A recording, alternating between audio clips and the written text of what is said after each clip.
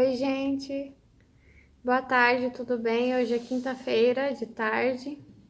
As araras estão cantando. E hoje eu vou fazer o shot de fé. Faz muito tempo que eu não faço, né? Tudo bem com você? Espero que esteja tudo bem. Se não estiver, tudo há de ficar bem. Mantenha a sua fé firme. Se não estiver firme, estiver caindo, peça a Deus ajuda para alimentar a sua fé. Amém. Vai ter momentos em que realmente a gente não vai ter fé nenhuma, que a gente vai ter que estar totalmente no colo de Jesus, né? Mas o importante é ter humildade suficiente para admitir que está fraco e pedir ajuda. Amém? Eu sou a Melissa, sou cristã, sou escritora, contadora de histórias, tenho 6 obras publicadas, que vocês vão achar no site da Editora Life e da Amazon. Podem buscar pelo meu nome completo, Melissa Mecenas Oshiro. Eu sou autista, sou superdotada, sou bacharel em Direito, não exerço, sou mãe da Poliana de verdade, sou mãe solo. É isso. Vamos lá.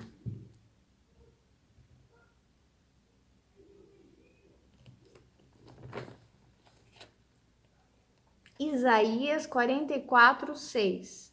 A partir do 6.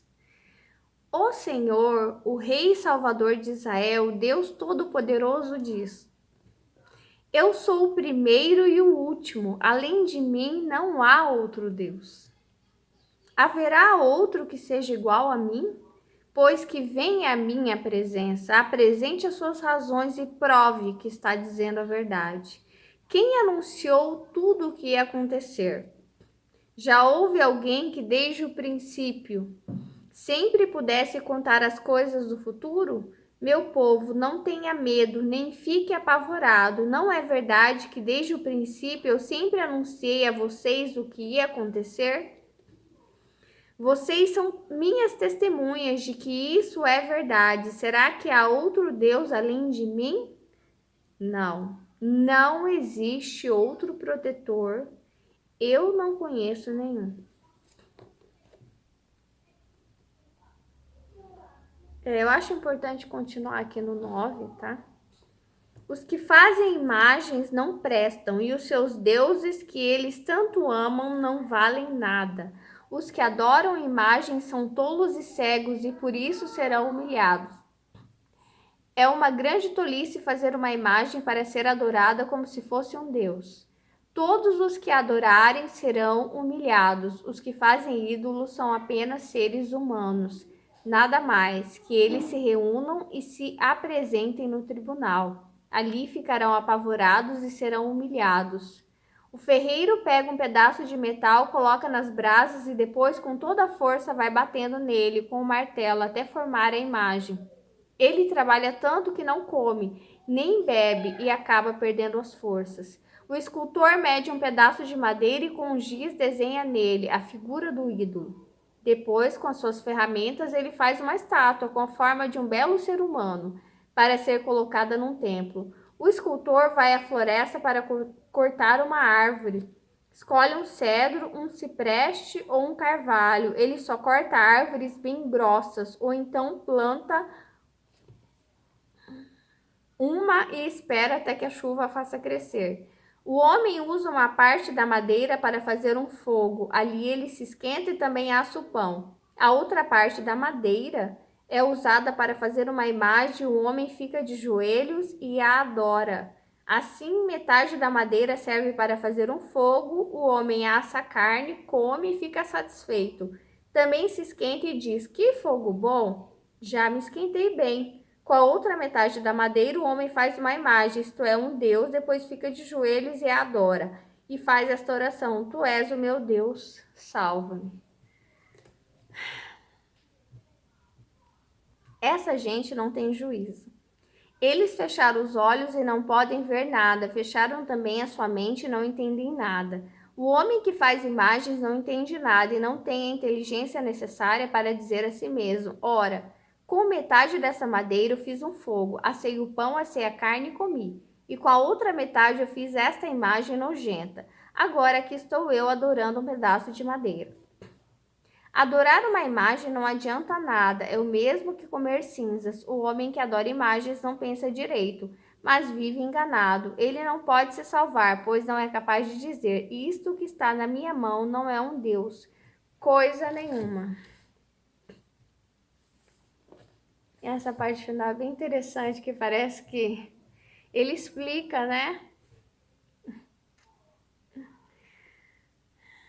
Ele não pode se salvar. Por que ele não pode? Pois não é capaz de dizer: isto que está na minha mão não é um Deus, coisa nenhuma. Parece que esse homem ele tem todo um trabalho, mas aqui no final, assim, eu entendo assim. Por que ele não pode se salvar? Porque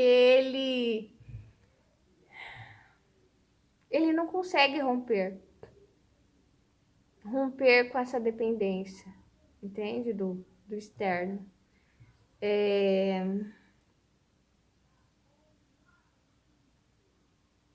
Sei lá, romper com coisas erradas que lhe foram ensinadas. Isto que está na minha mão não é um Deus, coisa nenhuma. E pode ser qualquer coisa. Pode ser um celular, pode ser um cargo, pode ser, sei lá, um conhecimento errado. Pode ser uma imagem também? Pode.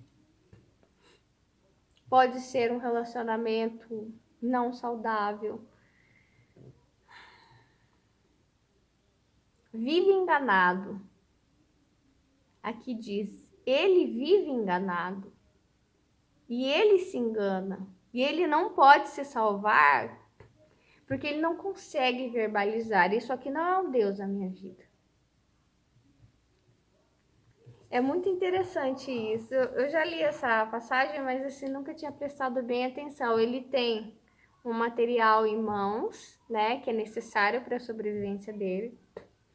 Então, ele usa uma parte para se esquentar, para cozinhar o seu alimento, mas ele separa uma boa parte, pelo menos metade daquilo, metade da sua provisão, para fazer um ídolo a si mesmo. Sei lá, ele separa a metade do seu dinheiro, do seu patrimônio, para fazer ídolos para si mesmo. Ele mesmo eu tô vendo assim um homem que ele mesmo se acorrenta. Não é Deus, é ele que se prende, entende? O que eu tenho entendido é o seguinte, porque eu fiz uns vídeos para vocês falando do inferno. Deus não leva ninguém para o inferno, não é Deus que castiga. As pessoas, elas mesmas, colocam as cordas em si mesmas e se tornam, sei lá, cobaias de Satanás, algo do tipo. Elas mesmas se condenam, entende? Elas podem, em qualquer momento, se libertarem, dizer: olha aqui, digamos que aqui é o oposto. Ele pode se salvar, né? Como que Jesus dizia? Tá me vindo muita mente assim. Como Jesus dizia para as pessoas: você pode se salvar. A sua fé pode se salvar, sabia? Eu tô falando para você agora. A sua fé te salvou.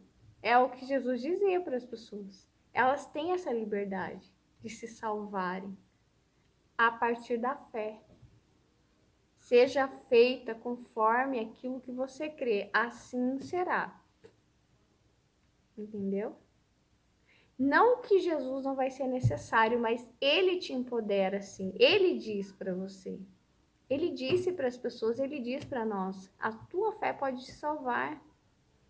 Então aqui, digamos que ele diga, ele pode se salvar, ela pode. pois é capaz de dizer: isto que está na minha mão não é um Deus coisa nenhuma. E eu não sei o que seja, cada um pode ter algo de tentador na vida que tente ficar no lugar de Deus, né?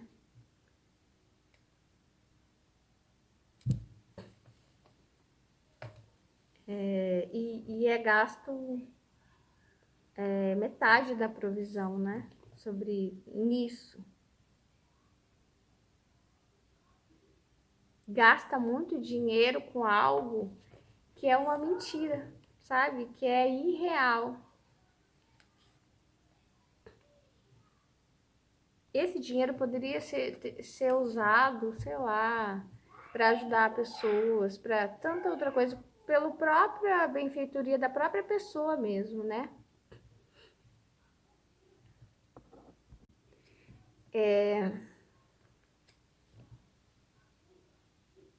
Às vezes a gente pode se sentir muito adulto,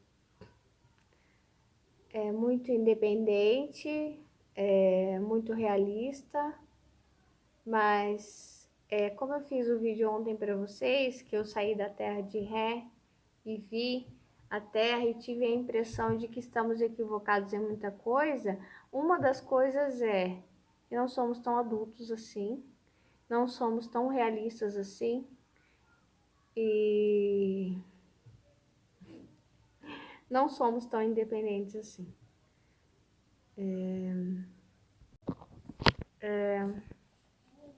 Eu vejo assim, eu não vejo as pessoas, pelo menos agora que Deus está me mostrando, não vejo as pessoas como elas são más, sabe? Quem tem ídolos, quem adora ídolos, elas são, sei lá, pessoas más, pessoas cruéis, pessoas de má índole. Não é nada disso. O que Deus tem me mostrado, principalmente nessa visão de fora da Terra, é que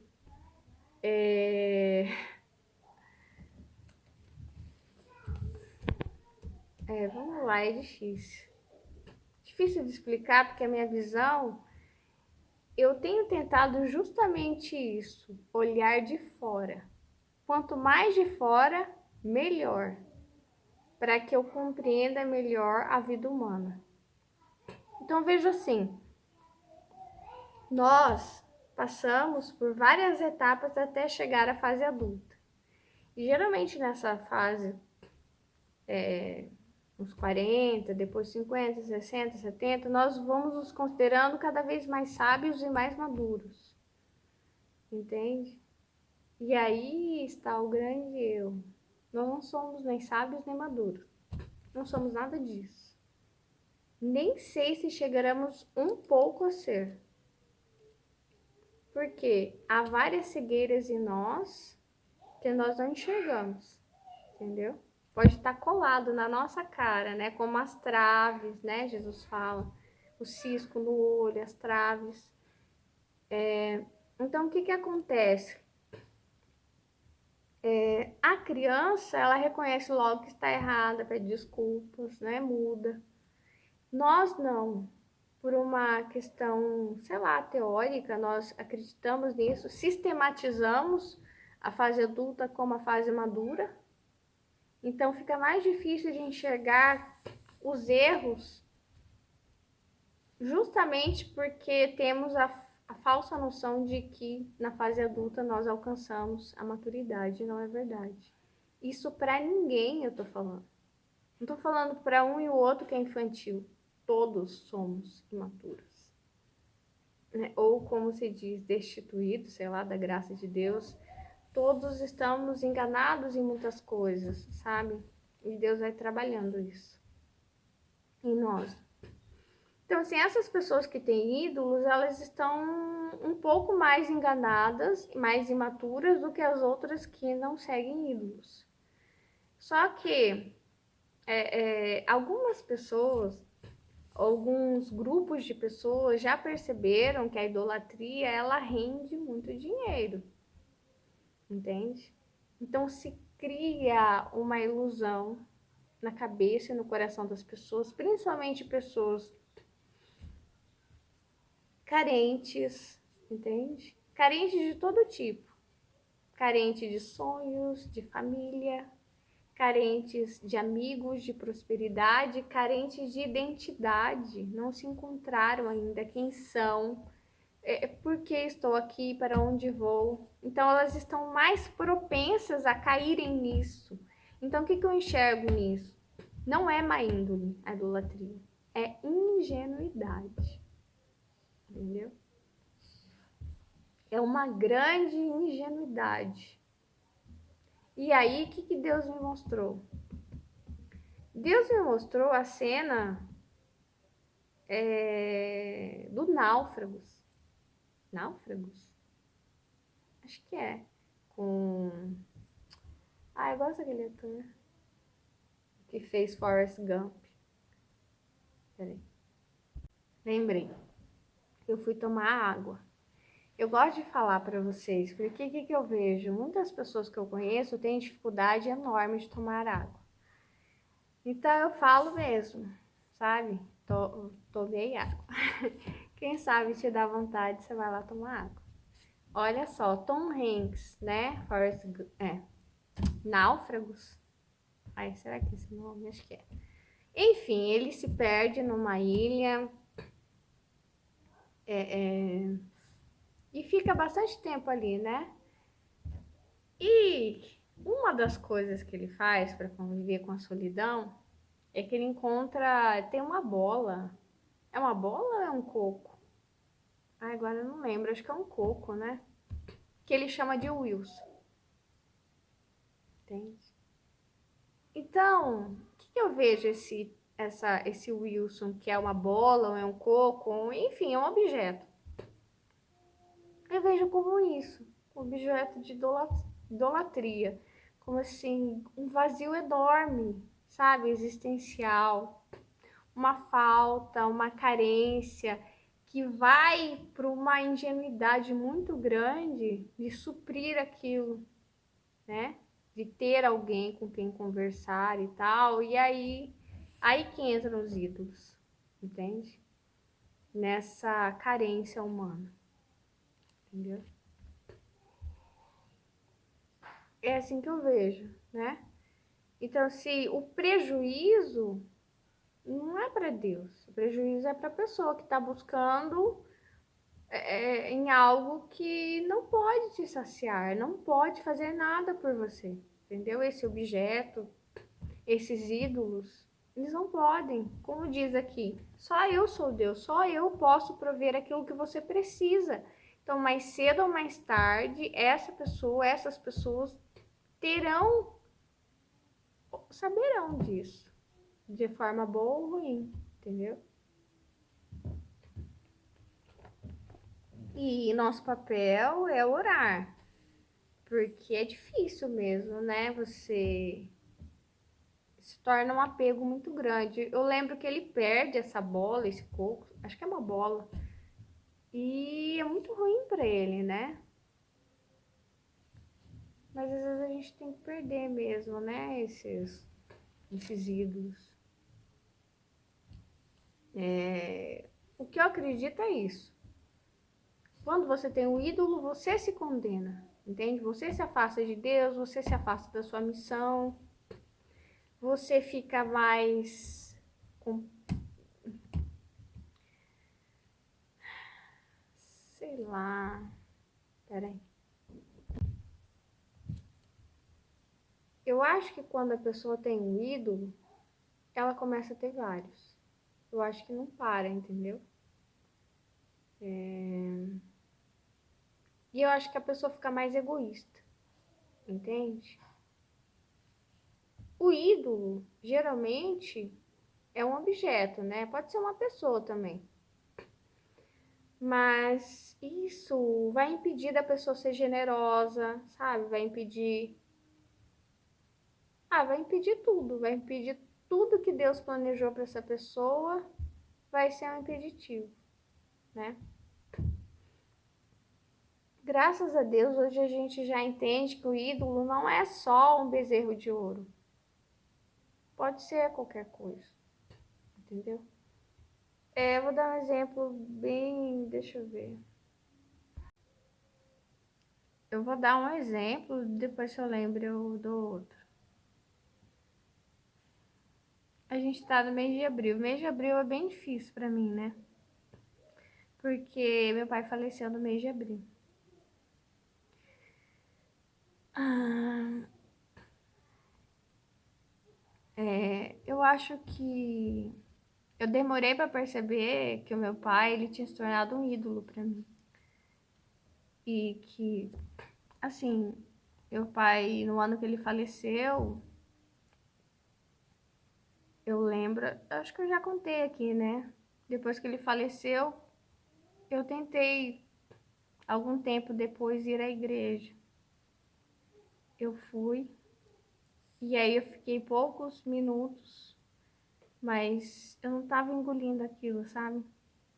Eu não. é,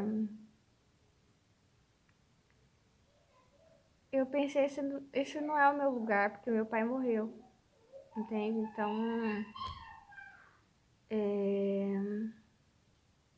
não consigo mais acreditar nesse Deus, entendeu? Se meu pai morreu.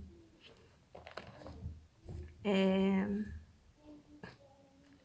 e daí, naquele momento, eu tava completamente insensível a Deus. E, e senti, eu tô tentando lembrar, né? Uma sensação de que nós não tínhamos nada a ver um com o outro, eu com Deus. Totalmente contrário do que eu sinto. Completa afinidade com Deus. Naquele momento, ali, fisicamente no local, eu senti isso. Eu e Deus não temos nada a ver. Meu pai morreu. Senti completa insensibilidade.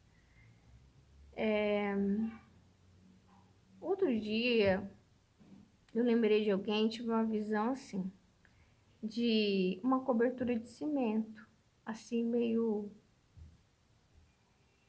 oval, que cobre toda a pessoa, mas tem um vácuo no meio, né? Então, assim, como se onde a pessoa fosse, aquelas paredes de cimentos acompanhasse. Então, o que eu sinto é o seguinte: quem não crê em Deus, Deus, elas criam uma parede muito grossa de cimento e Deus chama assim o tempo inteiro e Deus grita, sabe? O seu nome. Só que você criou uma casca tão grossa que você não consegue ouvir, entende? E você criou isso para se autoproteger. Você, em algum momento, aconteceu algo que te levou em crise e você falou: nunca mais eu quero saber desse Deus. Entende? Como aconteceu comigo, só que conforme foi passando o tempo, é... sabe quando você fica brigado com alguém, mas você ama muito a pessoa e você fica assim, ai, cara, não vou dar o braço a torcer, mas que raiva, eu já. Tipo, que raiva, eu amo você e eu não consigo ficar sem você. E o amor é assim, né? Às vezes a gente vai ficar com raiva de Deus. Me tomou algo, me tomou alguém que eu amava muito. Que raiva de você. Só que hoje eu consigo verbalizar e dizer: Deus, tô com muita raiva de você. Por que você fez isso? Por que você tá fazendo dessa forma que dói, que sei lá. Só que é muito melhor você falar tudo o que você sente do que você se afastar completamente, entendeu? E nunca mais falar com ele. É melhor você dizer tudo, sabe? E no final, sabe? Abrir o seu coração. Será que não dá para mudar isso? Será que, sabe? Então, depois Deus foi me chamando e eu fui amolecendo. Eu sou uma pessoa dura, sou uma pessoa bem amor. E aí, enfim, claro que Eu não entendi que eu perdoei Deus, não é isso. Só que eu entendi que eu tenho um caminho e as outras pessoas têm outro caminho. Entende? E que eu, não importa se eu tiver 99, 100 anos, não importa quantas faculdades eu tenha, o quão realista eu venho achar que eu sou, eu sempre serei imatura, eu nunca saberei a melhor forma de aprender as coisas, entende? E eu preciso confiar e depender de Deus, e entender isso, que Ele sabe o que é melhor para mim. Então eu entendi que o meu pai teve o caminho dele e eu tenho o meu caminho, entende? E é isso, vou fazer uma oração no final. Deus, muito obrigada pela sua presença. Eu oro, Pai, em nome de Jesus, para que o Senhor venha estar tirando todo o ídolo de nossas vidas, em nome de Jesus. Tudo aquilo, Senhor, que tem impedido que a sua voz chegue até nós, até os nossos ouvidos. Pai, tira o orgulho do nosso coração. Tira. Tira esse silêncio que possa haver entre mim e o Senhor, entre essa pessoa que está assistindo e o Senhor. Quebra esse silêncio. Que vocês possam se conversar, o Senhor e essa pessoa que está assistindo. Pai, em nome de Jesus, eu peço a sua intervenção em nossas vidas para retirar tudo aquilo que tem sido atraso em nossas vidas, tudo aquilo que tem trazido desonra, tudo aquilo que tem trazido dor, sofrimento, sofrimento pelo sofrimento. Pai, em nome de Jesus, tira todos os ídolos da nossa vida. Tira todos, Pai, todos, sem piedade. Tira, Senhor, em nome de Jesus. E nutre em nós o amor, a paz, o conhecimento que vem tornar possível o cumprimento da nossa missão, do nosso chamado. Sempre isso, sempre isso. Tudo que é necessário para que a gente venha estar cumprindo com aquilo que o Senhor quer de nós, fazendo a vossa vontade, que isso venha até nós, que nós possamos o lugar certo, na hora certa, a provisão material, o conhecimento, tudo isso para fazer a vossa vontade.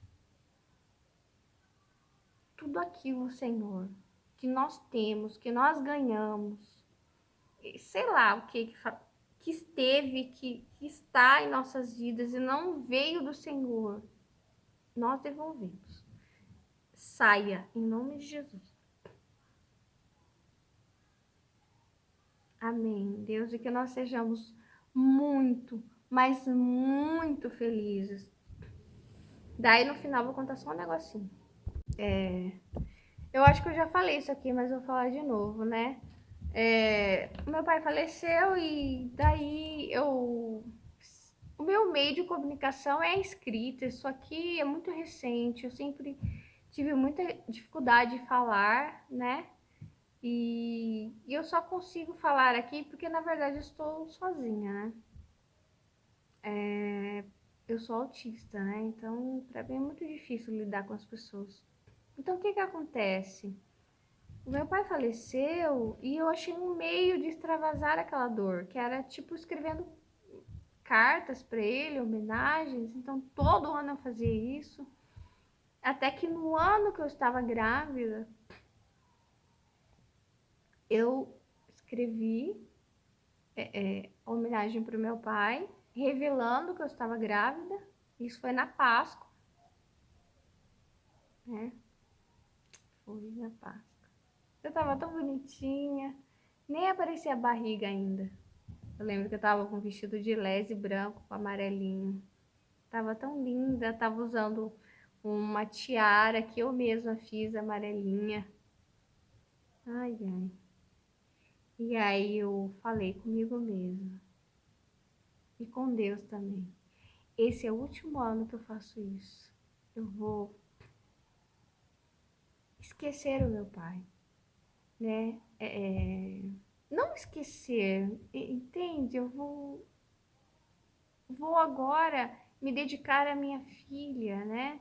E vou parar com isso, né? Enfim,